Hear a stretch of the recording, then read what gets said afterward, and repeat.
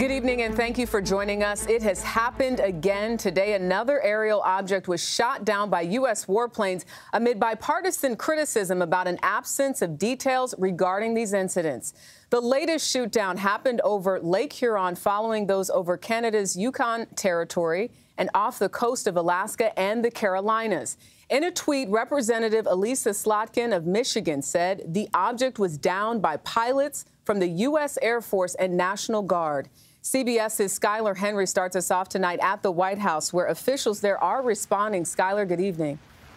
Hey, Jerika, good evening to you. 4 takedowns in 8 days. It's the latest in a series of responses to those unidentified high-altitude objects floating over North America. Officials on both sides are demanding more details, as other officials say that the objects were smaller and didn't closely resemble the Chinese spy balloon that was shot down earlier this month. Canadian Prime Minister Justin Trudeau doubled down on his decision to take out an unidentified object over the Yukon on Saturday. It represented a reasonable threat to civilian aircraft, so I gave the order to take it down. U.S. and Canadian forces are now in recovery mode, piecing together several objects that American fighter jets shot down. The U.S. downed an aerial object the size of a small car on Friday over Alaska.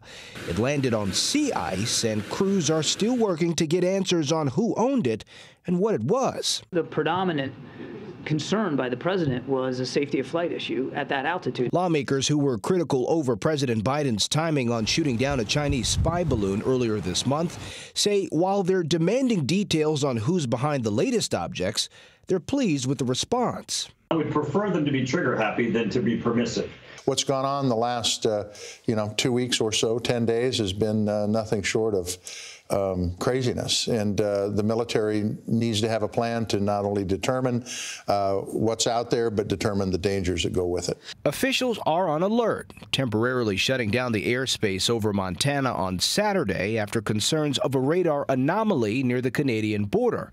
Today, they said it was an unmanned object, which was shot down over Lake Huron. Now, senior administration officials here at the White House say that they have no indication that the latest unmanned object had surveillance capabilities, but they are not ruling that out. They also say that the object didn't pose any military threats to the ground. Jerika? All right, still a lot of questions. Skyler Henry at the White House tonight. Thank you.